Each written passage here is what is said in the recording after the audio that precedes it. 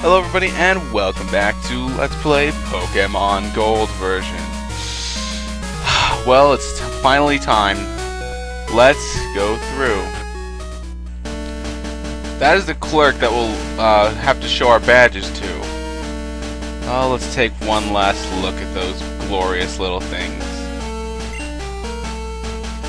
Oh, I do remember these. Such good times. Such good times. Like Faulkner, the Zephyr badge.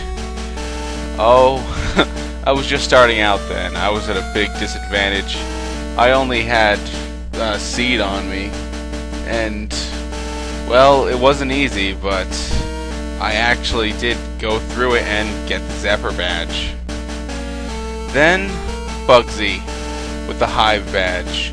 I was a little bit more prepared, and well, after everything came to fruition, it wasn't too difficult to get the Hive badge from Bugsy.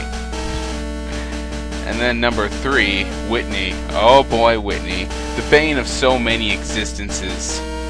Her Clefairy was no problem, but oh boy, was that battle with that Miltank one epic battle. I barely made it through that, but in the end I did make it through and earn myself the plain badge. Even though it was a little difficult to get it from her because all the female gym leaders are difficult to get their badges from. Then we moved on to Morty. Morty wasn't too difficult. I was able to lower his Gengar's accuracy, that there was no way he could hit me with Hypnosis, and I was able just to use Dig to take him out. Or, no, I didn't have Dig yet. I just completely destroyed him using Mud Slap of all things.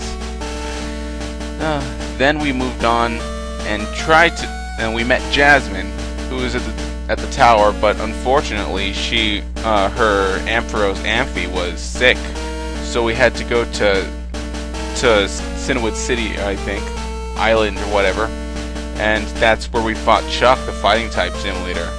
And that was the first real use of Moonpie, who replaced Hercule. Unfortunately, Moonpie is not with us. And Moonpie just completely swept the gym, regardless of being at a type disadvantage, thus showing the pure power of the bull. Then we finally made it back after capturing Hooters and using Fly for the first time. We made it back and fought Jasmine. I didn't have anything that was really good against Steel, so I exfoliated her Pokemon secondary types. Her Magnetons I took out with my Quagsire Schlappy, and, well, her Steelix I tried with Schlappy to exfoliate the ground type by using Surf, but that sunny day dried up the water and it only took half damage. It was a little difficult, but I finally made it through. Then there was Price, who, well, of all things, I actually made it through using the similar strategy to Jasmine, exfoliating secondary types. His Seal and Dugong fell prey to Bolt's Thunder Punch, which is the very essence of destruction. And finally, Claire. Oh, Claire! I had a full team, and I was testing out Fuzzy Wuzzy. But Fuzzy Wuzzy wasn't doing so well, and through some training through her gym, Fuzzy Wuzzy evolved and went through an amazing transformation, not just in physical appearance, but in ability and statistics and in my heart. When Fuzzy Wuzzy evolved, it went from being the joke of my team to one of the heavy hitters. Fuzzy Wuzzy has one of the highest attacks on my team, and once I get it a really good ground type move, that thing is going to destroy everything. We went through her Dragon type Pokemon were really difficult. Fuzzy Wuzzy was helpful, but it took my entire team to take her down. Her Kingdra almost swept me, but she was foolish enough to use it second instead of saving it for last when my Pokemon were weak. My Pokemon were fresh when it was second, and luckily I was able to take down that Kingdra. Wasn't easy, but I was able to take down the Kingdra. And after that, her Dragonairs did put up quite a fight, but I ended up finishing it off with Fuzzy Wuzzy. And what a fitting sentiment to get the final gym badge with my final Pokemon. All 8 badges in hand, and we finally made it through. We got all of the gym badges, and we've made it here to Route 28, the gate to the Pokemon League. Let's show him our gym badges and make it through. Only trainers who have proven themselves may pass. Oh, the 8 badges of Johto.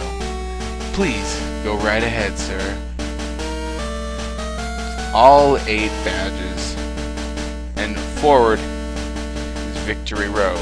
But I do want to take a look at the team that got me here. First off, Seed. My starter. Your starter always holds a special place in your heart.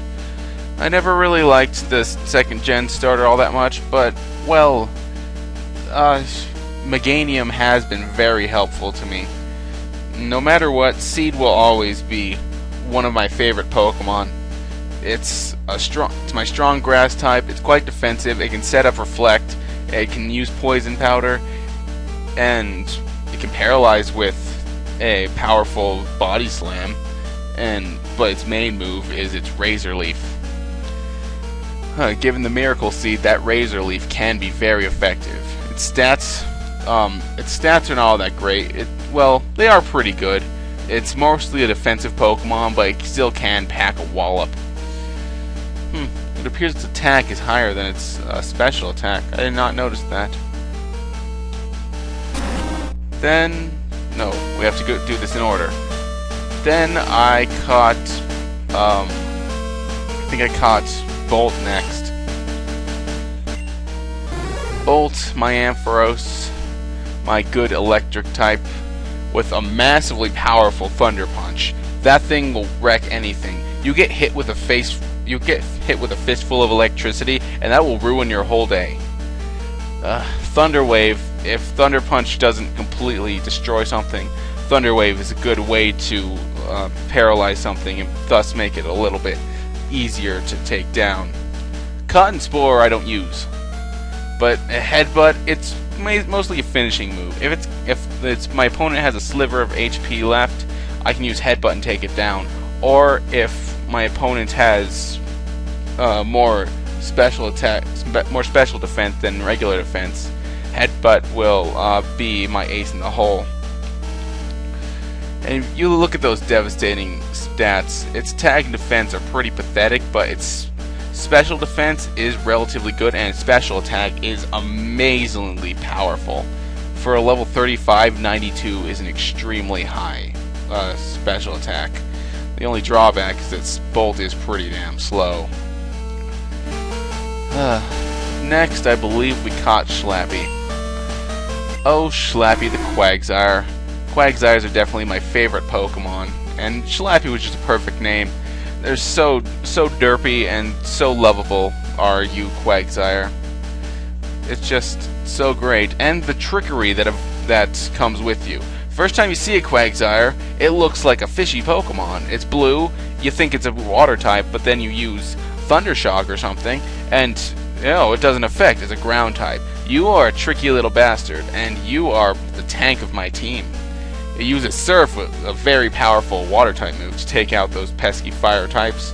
Dig to take out some poison types and, well, other pesky fire types. Mud Slap, it's very helpful for lowering accuracy. I did take out that Gengar using only it.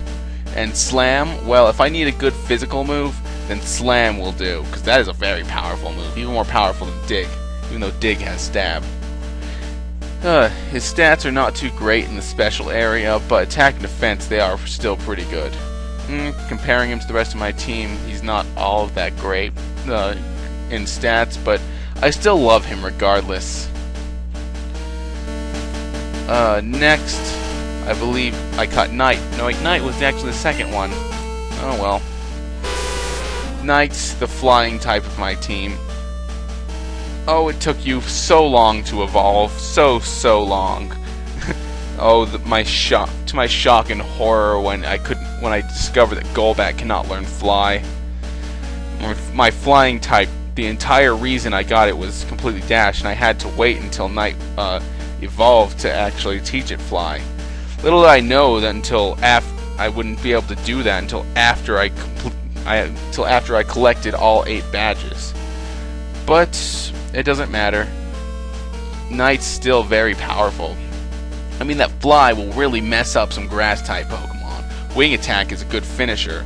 Bites for those pesky Psychic types, and Confuse Ray to mess up my enemies while I'm beating them down. It's got very good attack, and the rest of the stats aren't too bad. It's an extremely fast Pokemon, though. I think my Crobat is the first Pokemon to break the 100 barrier on any of its stats. I mean, both came close to special attack, but Knight's speed is just, like, beastly. Well, soon after that, I had Hercule. Yes, how fitting that Hercule is with me. Hercule never really made it all that far, considering that, well, it was going to be my fighting type, but it was not going to get any good fighting moves. Just a horribly inaccurate one. Very powerful, but inaccurate one. Hercule eventually did become my token HM slave, but then again, with Whirlpool and Waterfall, it is essential. Well, he is essential to my team to make it to here. I wouldn't be here without Hercule. We all have to appreciate what this little guy had to do. He had to swim up a waterfall. That's not an easy feat. He also had to get rid of that Whirlpool so we get the Dragon Fang to actually get our final gym badge. You can never underestimate the HM employees, because you cannot complete the game without them. They are necessary. You need them, and they need you. So I'm eternally grateful to you, Hercule. But we can't forget who replaced Hercule. My Tauros, Moonpie, who unfortunately I couldn't bring with me. Tauros being a pure normal type, is kind of the jack of all trades of my group. It doesn't really have anything it's super effective against, but Moonpie himself is super effective. He's got high stats and attack, and he just devastates things with that strength attack. He can also build up some attack by using Rage over and over, just tanking things out and then wiping everything out with that strength move of his. It completely wrecks everything, and that's why I'm glad that I have him on my team, and I have him for the Elite Four. He will definitely get me out of 1 or 2 sticky situations.